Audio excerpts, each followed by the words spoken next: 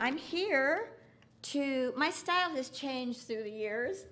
I used to, when I was with Terry, I was a flaming show-off. And I wanted you to know that I knew, and I wanted you to notice me. You know, platinum hair, designer clothes, acrylic nails, cha-cha-cha, Malibu, red Beamer. I had all the trapeze, and I loved it. I had a blast. I really did.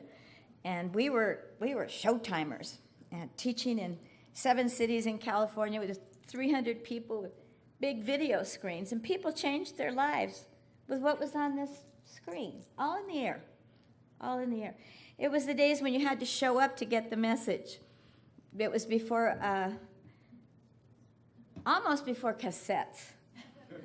And you had to show up to get the vibe, the message. And I know we don't have, hi Leon, I know we don't have to show up now, but just feel the energy. Look what the music did for us. It's done. I don't got nothing more to say. You know, it's like let your soul shine. Let it, not make it. Not control it, allow it. Just as a perfect reading about letting and allowing. Allow God the experience of blessing you in all areas of your life. Starts with allowing. Starts with, what is that feeling I want? It's that freedom feeling. You know, it's all about freedom this month. And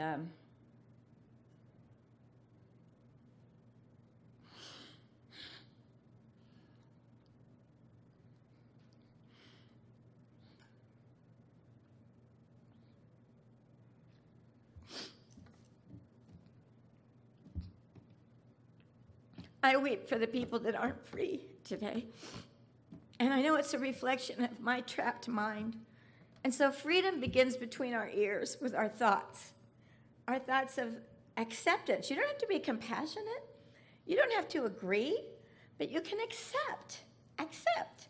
So the 3 keys today for me are the science of mind, and the Bhagavad Gita, and an anonymous book. One of the most bought books on the planet has no author. Isn't that amazing? No author. And the whole philosophy is this. Well, first of all, in the Holmes papers, I hope you buy those books. There's 2 volumes.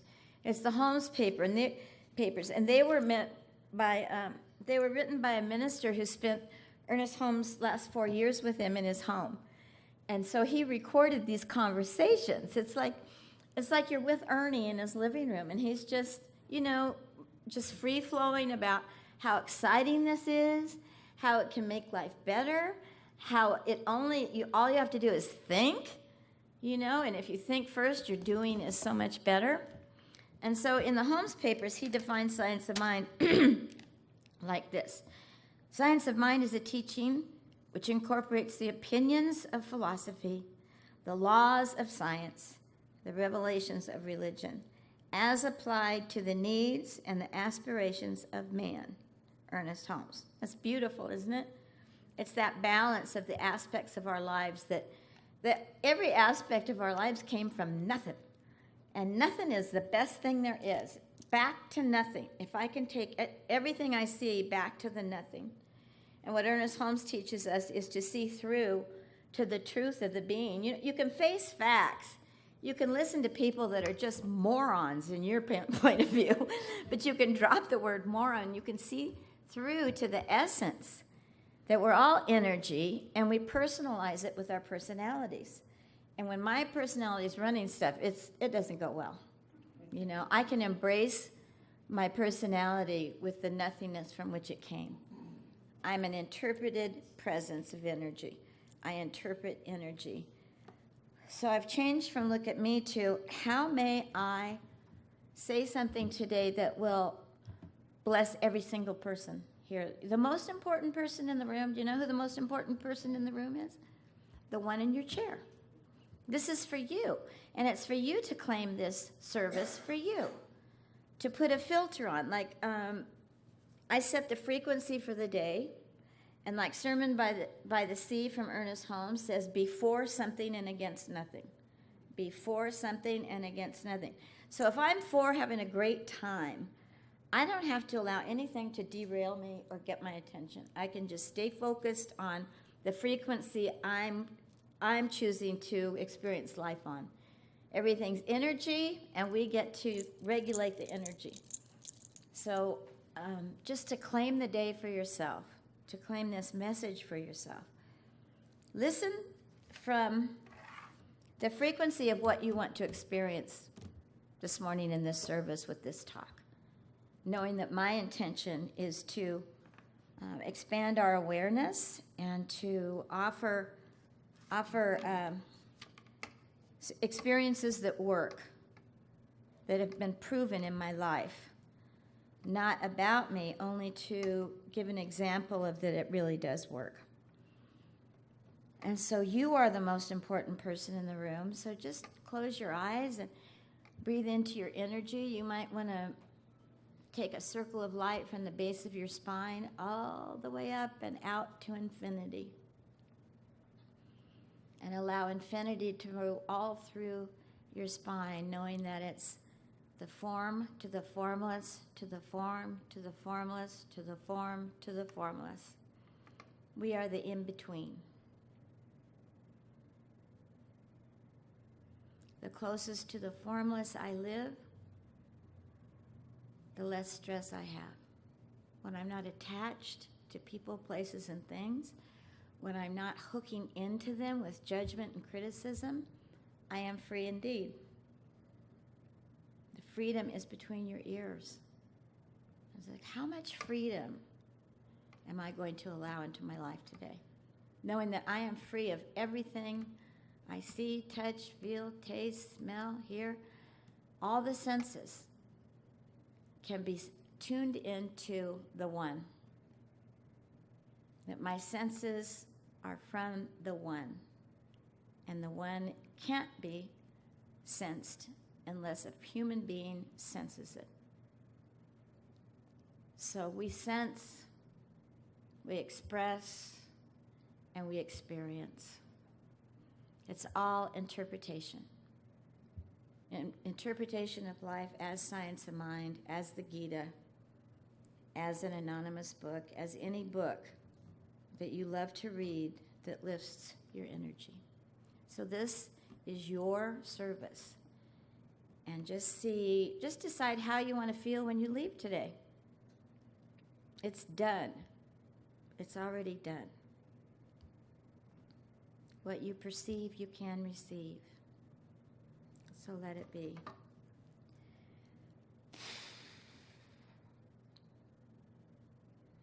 Ernest Holmes says, conditions are facts, but they're not the truth. That illness is a fact, but it's not the truth.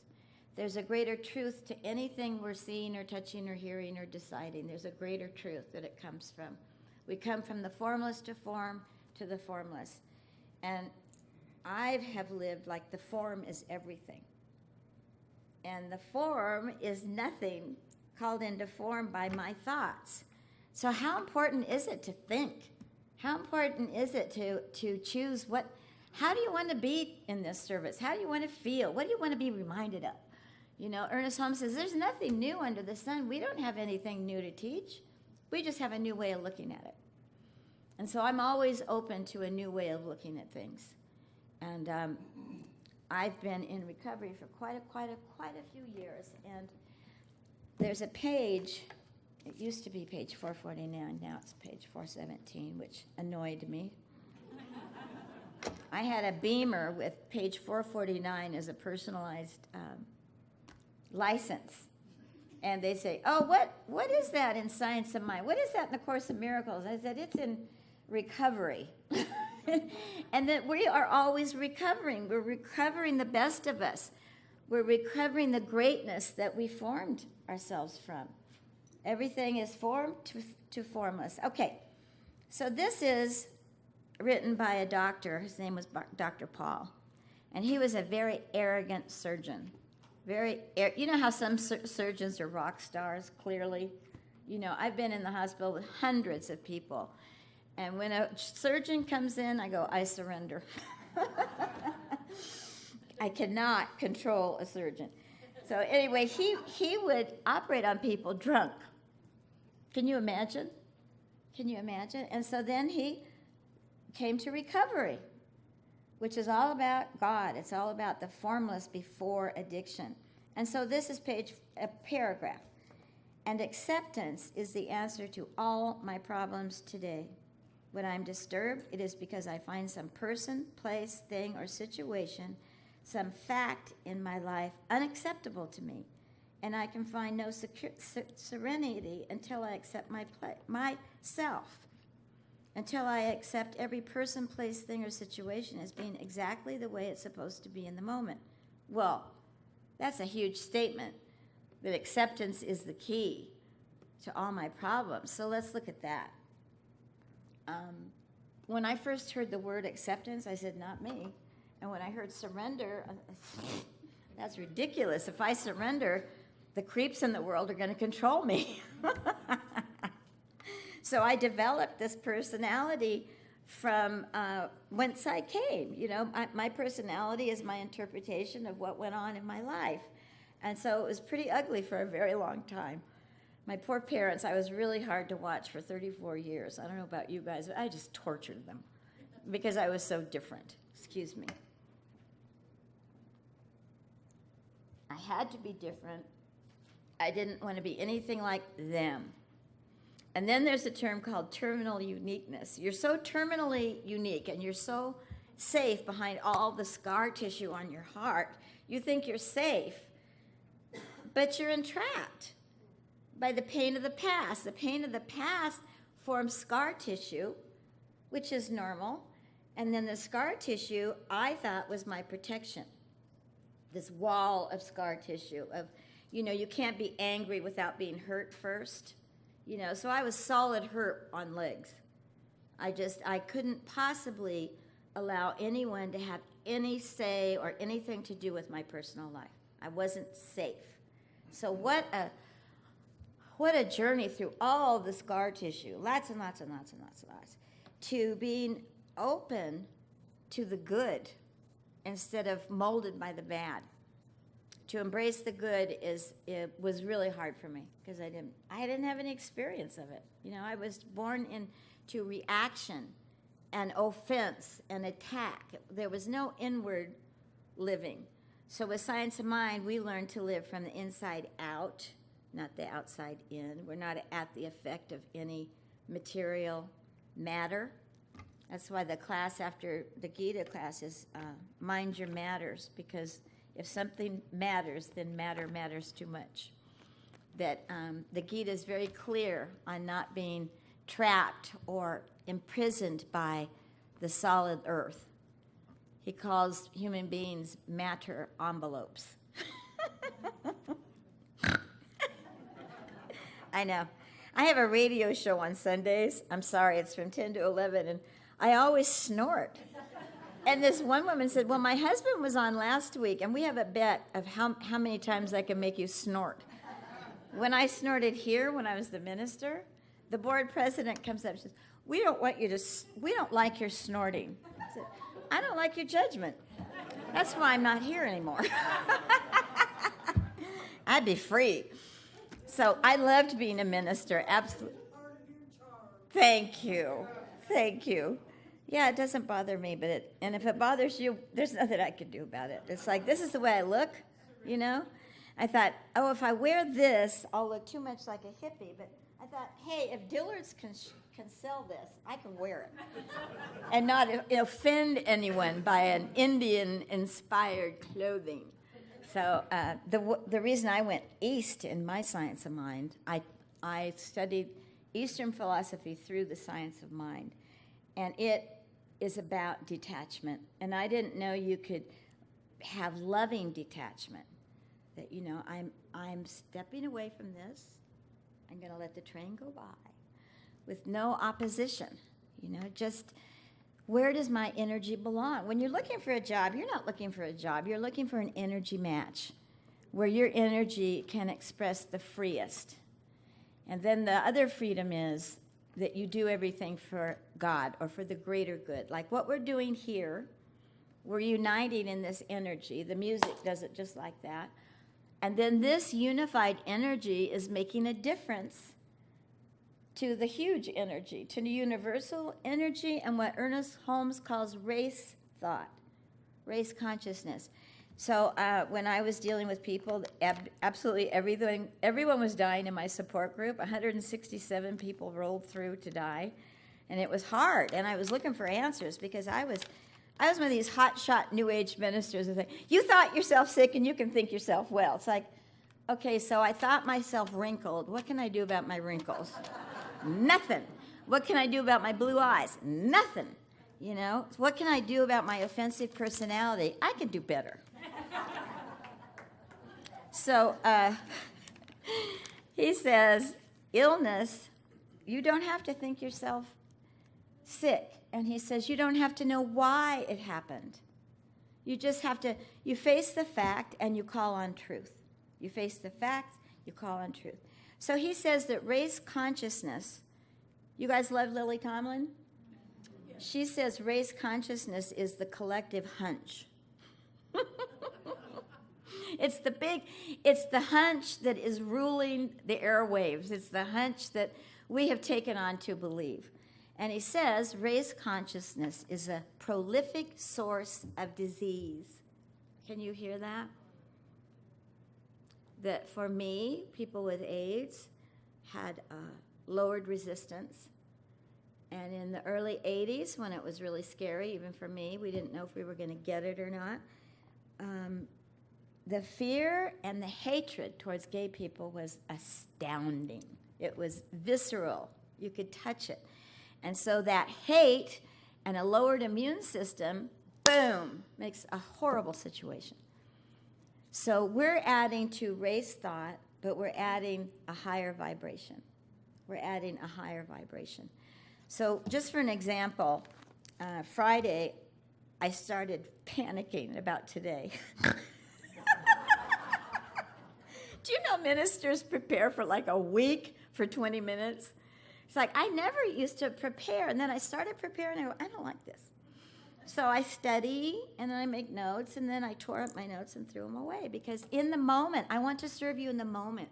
I don't want to drag what I've learned and what I've taught into your experience. I'm hopefully opening the mind so we can really have some thoughts that, wow, this really works. I can use this.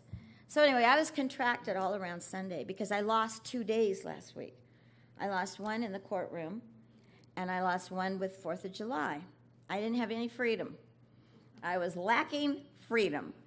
So I said, well, I have to get a grip. Do I choose to get a grip? Do I choose to set myself free to talk about freedom? Or just do I say clinched and say, you can be free, trust me. It's like, I don't know what's the matter. I do everything right. I'm doing everything right. I don't know what's the matter. Oh, my God. These hands are mine. I can remove my hands from my throat. No, I'm used to it. I feel safer this way. It's true. So my hands were back on my throat. So I calmed myself down with breathing. And I breathe up through the chakras and down through the chakras and up through the and down. And then I put a Hindu chant I'd never heard. It was for Lakshmi, the goddess of abundance. She's golden. Through her comes golden coins. This chant, I couldn't find it yesterday, of course. I want to go back to that. No, you don't, and you're not, because you're not going to find it. But I started listening to the chant. All of a sudden, I was feeling better. I was starting to move, and then I was just like, yeah. And I was in the energy of yes again. It's like at home. I'm alone at home, so there's no one to say, wake up, stop doing that. So I make myself march to the kitchen because it makes me healthier. I'm moving everything. And then when my phone rings, my phone ringer tone is the tango. So my phone does going, and so I tango to the phone. I go, and I amuse myself, and nobody's there. I got to amuse myself, right? So I'm a big fan of humor, and I'm a big fan of humorous compassion. I really am. Now, the minefields are, this is, just hear my words with truth, that you don't have to have an opinion, you don't have to agree. Authenticity means you give up the need for approval or alignment or assistance. You're just authentic. And my intention is to be the best I can be for you. So the minefield for me was Monday. And if Teresa Valenzuela wasn't sitting next to me, I'd be in jail. And I'm not kidding. I've been an activist through Vietnam, United Farm Workers, AIDS, gay and lesbian rights, and now the border. And it goes back to grammar school in 1957, when the farm workers' kids would come in the spring, dirty, smelling like campfire, skin, clothes, and the sweetest people I'd ever met. And their families were juntos. Their families were together. They don't warehouse old people or institutionalize people that are different. They don't say mentally ill. They say, this is Jorge. And we love him. I live near Klein Park. It's a park. Teenagers are playing basketball, and little kids are doing t-ball, and medium kids are doing soccer, and the whole family's in the picnic table. Whole family. People that aren't easy to be with, people that are old, people that are screaming and crying, the whole enchilada, excuse me. Anyway, I've always loved Mexicans, and I was raised in a country club, and my father's friends some of them were extremely, extremely wealthy ranchers, farmers. And this is just one example.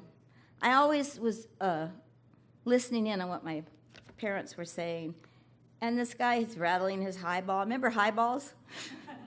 I have a highball. He said, hey, I got it made. I send down open-air cattle trucks, and I pack as many braceros as I can. It was legal to bring Mexican workers for the season. I pack them in the cattle cars, and drive them up through the Salinas Valley, which is 118, and then I put them in camps without toilets and work them all summer, tell them I'll pay them at the end of the summer. Then I call the Border Patrol. That wasn't just in 1957. It's today. You know, so no matter what you think of the border or who's coming over, who's not, it's maybe compassion through acceptance. You know, I accept the person in the White House on a good day. And I accept the law. I don't like it. But I can accept it. There's nothing I can do about it. So we're sitting in court being witnesses. There's a group that shows up at court on Monday mornings for the indictments, and we just fill a couple of benches and just be a presence. And the woman I hadn't done it before, and she said, now we're not going to be talking or causing a commotion. I said, you're talking about an activist since who knows when. And she said, well, we won't be doing that. And I said, well, then I need duct tape. But my duct tape was more of a softening presence with Teresa, because she was just holding the consciousness and she was being present. I was present until I was fried from what I heard. It was like, I know there's injustice. I know these little teenage guys don't need chains around their ankles and their waist and their hands. The judge says, raise your right hand. Hello? Anyway, so she goes, let's hear from the government. I do my best, and I'm not asking you to agree with me. I'm asking you to know that as horrified and in shock as I was, God won. I let God win, as horrifying as it was. Do you know what the sentence is for walking across the earth from Mexico to what was Mexico? This is Mexico. Why haven't they demanded their land back? I don't get it. Anyway, for crossing the line, the border, illegally, the sentence was 20 years in jail and a $200,000 fine. Yeah. I want people to know it. It's uncomfortable, it's not cool, but it's happening right there across the street. And the judge was wonderful, and her job was to represent the law. Now, the government person could have reduced the sentence. Imagine, you'd rather put a 17-year-old in jail for 20 years And how in the hell is he going to pay a $200,000 fine? I couldn't. Could you? Oh, here. Now can I have my freedom? And the refugees we meet at El Calaverio on Tuesdays, you can come on Tuesdays and greet refugees. They're legal. They have ankle bracelets. So then as long as they stay, the ankle bracelet expires, but it takes $1,300 to get it off. So, there's injustice here. But I do myself injustice. Like, how am I adding to this energy of just, this energy that, I guess the good thing is since 2016, the energy has risen up so that we can face that fact and embrace it with truth and increase the presence of compassion and acceptance to everyone, from the White House to the courthouse. Everybody deserves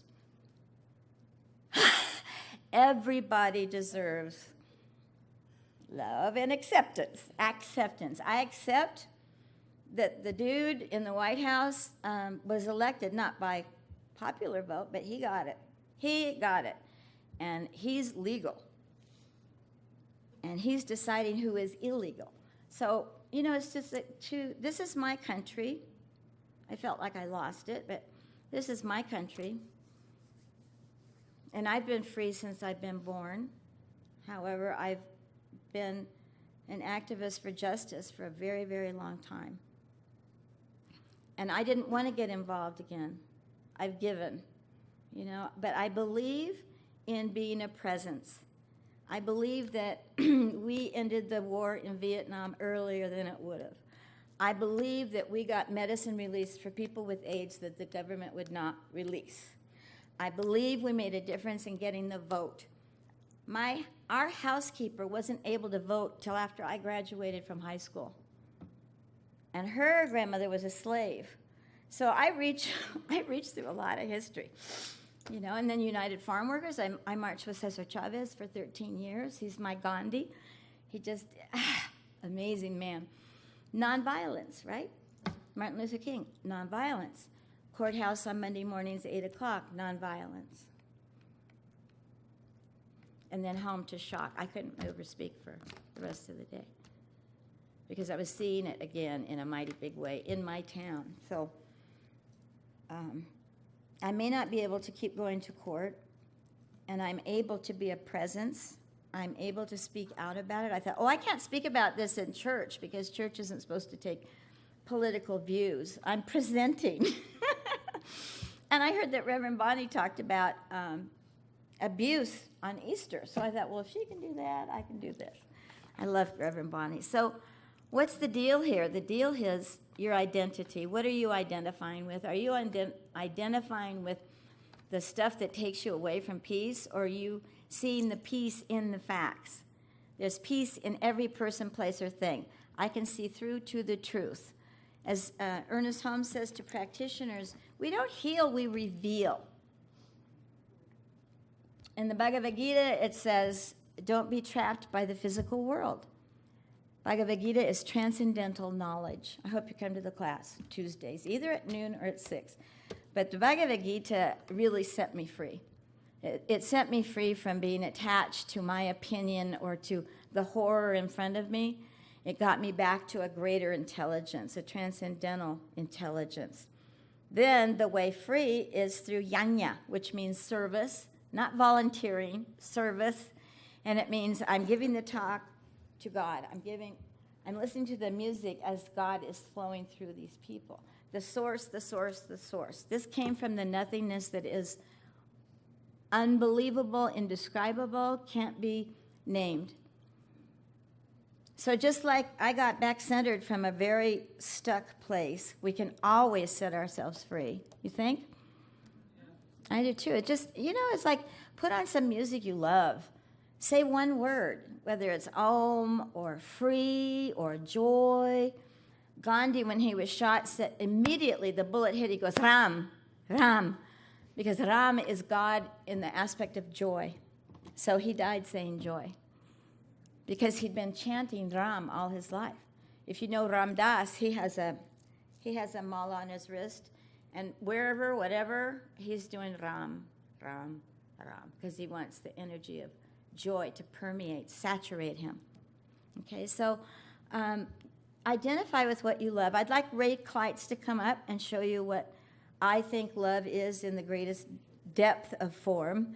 I've known Ray for 15 years. He's an incredible light worker.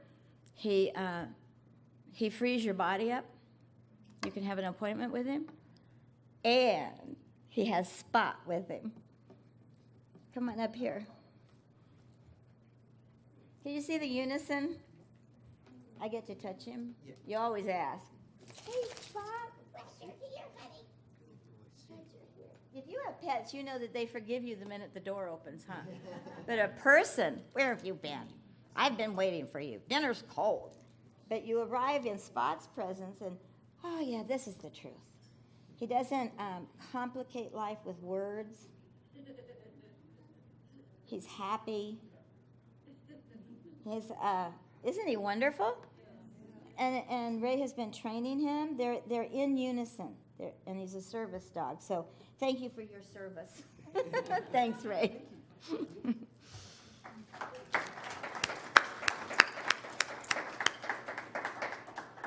If I can touch a dog, I'm home. So then what's home for you? What is home? Home is Om with a letter on either side. Home. Freedom. Free Om. You know, for me it's Om because that means nothing. It's the sound of the uncreated presence from which all things come, to which all things return. So in between our form and our formlessness, it's up to us what frequency do we want to be on. You know, we're here temporarily. And you know what? Everything in your life, everything here, everything is temporary. Me, you, furniture, everything's temporary. So am I going to be permanently scarred by this experience of a temporary person, place, or thing? No. No. The last thing I want to say is you can experience things. You can have a God zone. You know, you can have a powerful, powerful presence that translates everything to love that goes from you and everything to love that comes to you. But it happens here. It doesn't happen here. It happens here. So let's close our eyes. And maybe there's an opportunity for you to assimilate just what made sense to you. Not about the person, not about the personality, the message. What about this message rang true for you? What about this message can you take and use to live a better life? To daily monitor your mind and adjust the frequency to freedom. I am free from criticism, judgment. I'm free from anything that blocks the flow of the formless presence that is everything.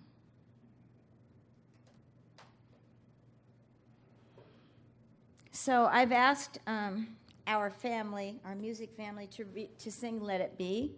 And of course, you were I allow the presence to be bigger than what's here. So I lost 5 friends. They drowned in Sausalito Bay when Let It Be came out. And I don't know if you know, but Paul McCartney wrote that because his mother appeared to him one night in bed. He was really stressed out, unhappy, couldn't see his way clear. And she appeared and she said, "Let it be." And so, not to be oppositional, but just to be true to myself, when I used to say, "And so it is," I say, let it be. Let it be. When you're told to let go, I say, let it be. It's the past. What can you do about it? How can you let go of the past? It's part of you. You can embrace it. You can embrace it and let it be. Acceptance means you stop holding it, contracting around something. Acceptance is, okay, this is the way it is. It's no other way than the way it is. What are my options? It just means de-stress the situation. Okay? I've had a blast being here. I've been deeply moved. I thank every single one of you. This is an amazing center. Truly amazing. It's better than it's ever been. Ever. Because I know the founding minister that people still, revere. In fact, I dedicated this sanctuary to Candy, and of course the picture's gone, the dedication is gone, but she built this church. and she was one dynamite loving person, so let's not forget her. Sandy, Yeah. every time you step away from the microphone, we can't hear you. Well, you don't have to. I understand. I do. I thought, oh, I'm not in front of the microphone. Short people don't belong behind podiums. You know what I mean? So anyway, I hope you heard the love and the intention this morning. And I think now we get that song. Yippee! Thank you, everybody.